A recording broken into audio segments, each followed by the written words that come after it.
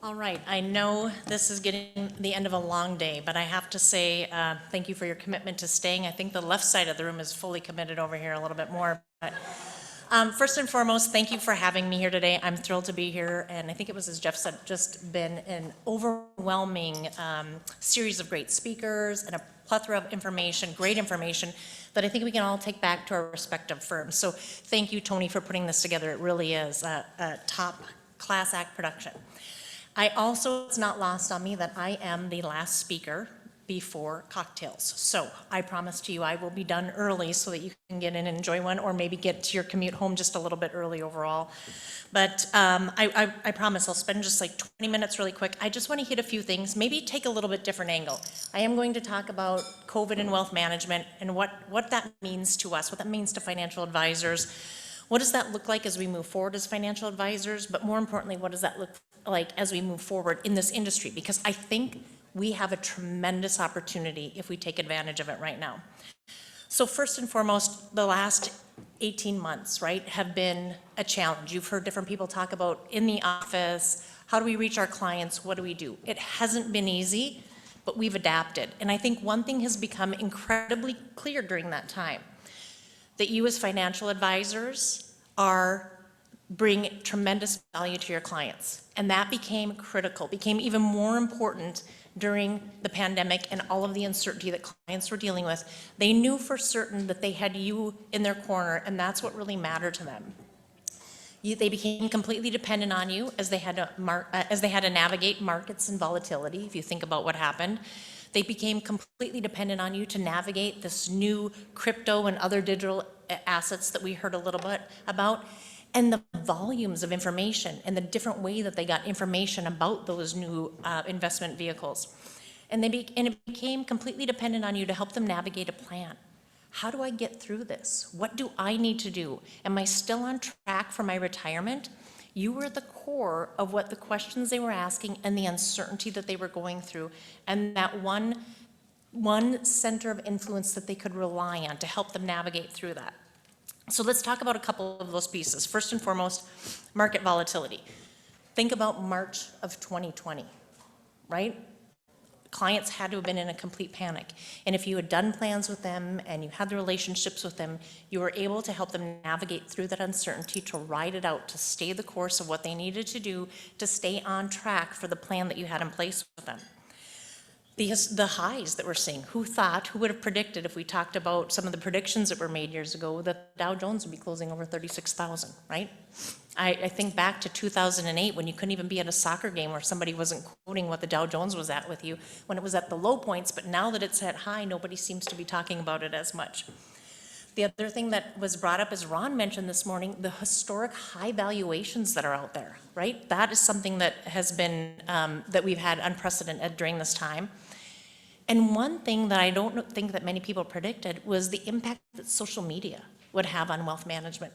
So think about that. Think about GameStop and the impact that social media had on that. Think about Elon Musk on Twitter. Those were things that our clients had never had to navigate before until this period of time, and it's when they were in a time of uncertainty already. So again, it comes back to you being that core, that center piece to them as they were navigating through this. Think about the job markets, the volatility that we've had on the job markets. It gave opportunity for so many people to sit back and take a moment to pause and think, to really think about their career and what they wanted. And we're seeing a number of people decide, it's time for me to control my own destiny. You heard Trish share some pretty staggering statistics on the resignations that took place in September, right?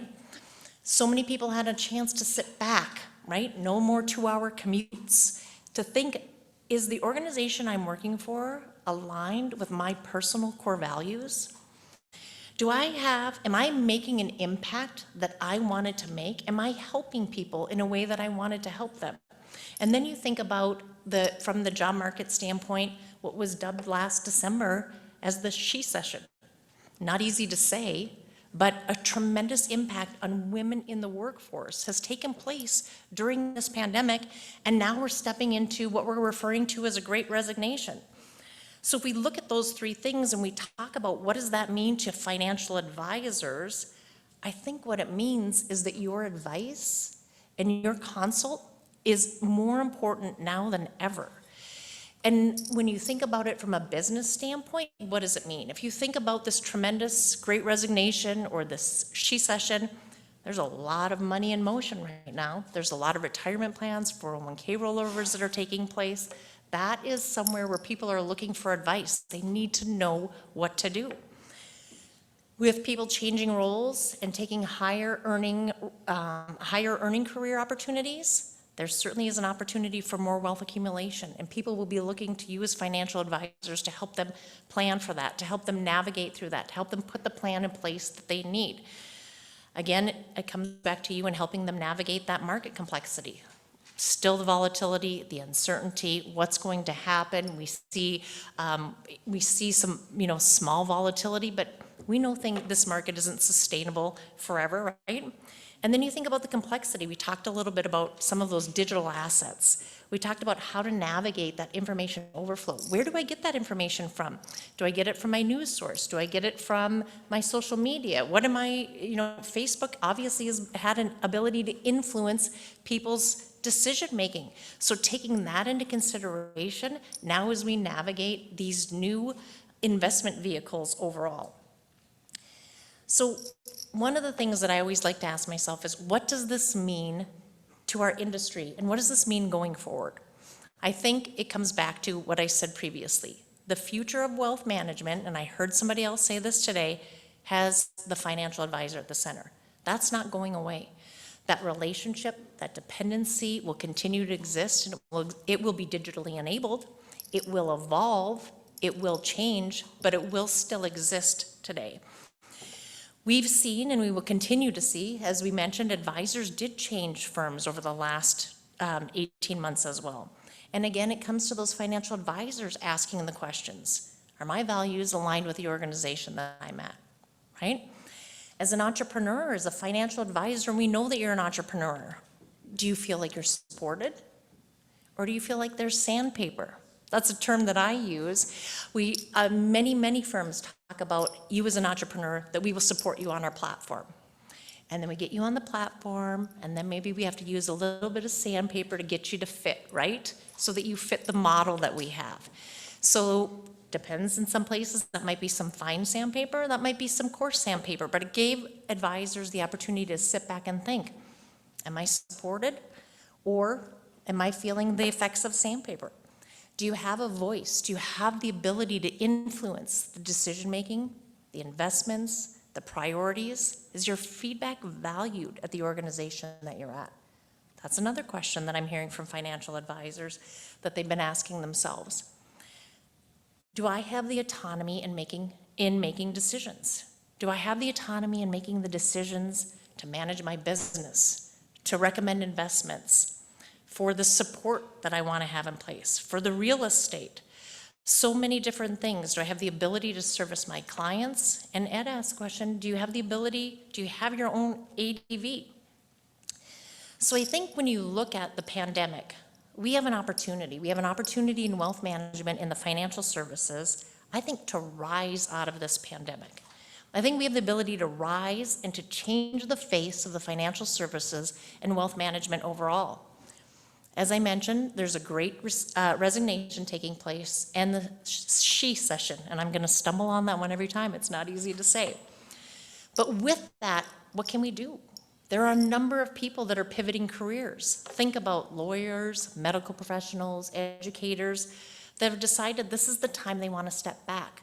But they've had great careers where they've built them helping people, educating people, and that's what we do in wealth management.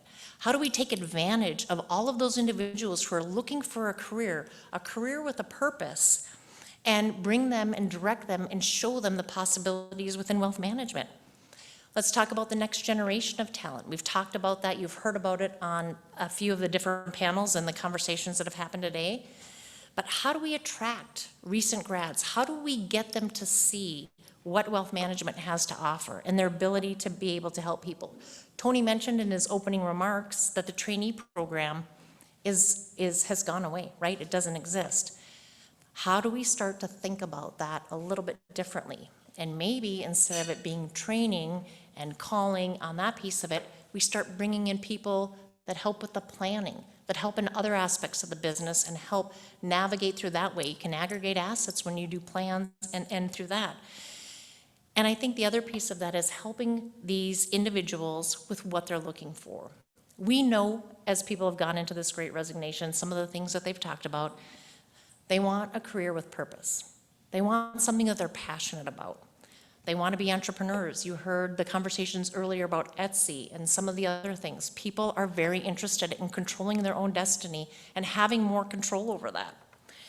They want flexibility. How many times have you had that brought up in your workplace? Whether that's flexibility in where they're coming into work, where they're working, their work hours, or who they're working with. And they want to have significant earning potential. I don't know, but when I look at those 4 things, I can see all of that within wealth management. We just need to get out there and tell that story a little bit, because right now there's a seismic shift happening in the workforce, and we have an opportunity to capture a lot of that talent and bring it into the financial services. But how do we do it? That becomes a tricky part. We can talk about it, but how do we do it? What does it take to do it? I think the first thing is to meet them where they are. Think about social media. Think about doing things differently. Training was a big thing. Many of us grew up in the industry where you did do training in person, where you sat down next to somebody. But you heard the panel here talk about it. That's not how this next generation wants to learn. They don't want to be on the phone. They don't want to talk to people. Maybe a podcast would work. Maybe some videos. Maybe they can do things a little bit differently. So being creative and finding solutions to meeting where they are, rather than expecting them to come back into what we've always done. I think that's a really big piece of it. And then I think the other piece of it is doing some myth busting. I still think there's a perception out there. I talk to financial advisors, I talk to people who've considered being financial advisors, and I run into, sometimes before I even get the question out, if I've asked somebody about considering being a financial advisor, the answer is no. And when I ask them why, their immediate reaction is, well, I'm not good at math.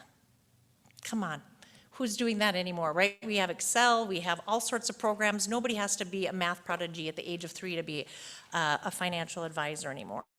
What we can do, and you don't have to do research. The other thing is, I don't want to spend my days doing research 24/7. Well, that's great, because most firms have a research department that are doing that for them as well. So I think there's a lot of myth busting that we can do out there and sharing the story of what being in wealth management really is. It's about building relationships. It's about helping people achieve their goals and their dreams. It's about listening to what these individuals want and what they want to accomplish. It's about having empathy. It's about hearing them when they're celebrating the success in their lives and when they're dealing with some of the most when they're dealing with some of the most difficult things in their lives. It's about multitasking. And when you think of that, there are so many people that have these skills. We just have to let them know that this opportunity is available. We have to remove the barriers to entering this industry. And one of them, I think, is in our advantage coming out of this is some of the locations and the ability to work remote. So capturing on that is a really good opportunity. So as I promised I would end early. In my closing, my ask of you is very simple. You are the center for your clients. You will help them navigate through crisis. You will help them navigate to the future. You will help them accomplish their goals. They will look to you. But just like we've seen so many people do during this time, ask, are you in the best place to grow your business, to serve your clients? Or are you feeling a little bit of that sandpaper, that maybe it's not exactly the right fit, and you're being asked to fit into something that doesn't quite match with what you're looking? I think the other thing I would ask is don't fear independence. Ed did a great job today talking about some of that overall, but when I talk to so many financial advisors, that's something that has been a little bit fearful to many. But Ed shared some really compelling information on this, and there are firms like Advisor Group, that are out there to help you navigate this and support you through that transition as overall. The other ask I'd have is don't ignore this opportunity. Please don't ignore this opportunity to bring new talent into this industry and help us improve the racial and the gender diversity of this industry. We have an opportunity to do it, and I think the window is open that we could make a significant difference instead of being satisfied with the small incremental improvement that we've made recently. Embrace new ways to train, meeting these individuals where they are. Let's not default to the way that we've always done it. Let's not wait till we're back in the offices so that we can resume what we did 20 years ago, but let's embrace the podcast, the social media, the things these individuals are looking to help them. We know that change is a constant, and it is how we learn from that change that will actually make us stronger and better. Now is the time. Now is the time for wealth management and the financial services to embrace this change, to move forward, and to be the best that we can be. The way we have always done it was good, but we have an opportunity to make it even better. Thank you so much for your time today.